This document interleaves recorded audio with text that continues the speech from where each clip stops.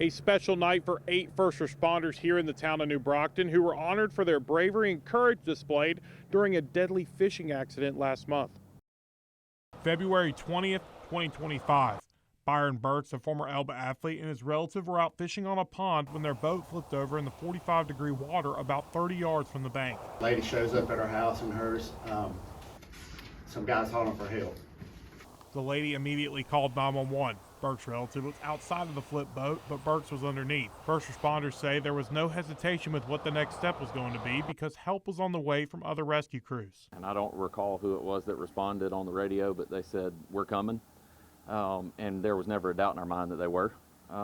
That's just part of it. 2 firefighters ran around the dam of the pond and jumped into the frigid water to save Burks' relative.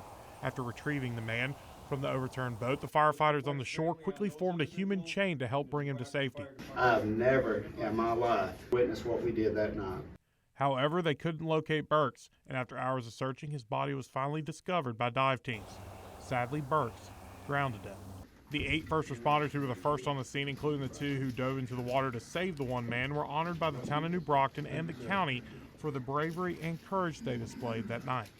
They were given a certificate of appreciation. The 5 men, a part of the New Brockton Volunteer Fire Department, were also given an award of valor for their act of heroism. This isn't what we want. This isn't at all what we want. But for us, for our families to see, give them something to be proud of. First responders from several counties were in attendance to show their appreciation to their brothers in arms. We're in New Brockton tonight. Aaron Dixon, WDHN News for the Wiregrass.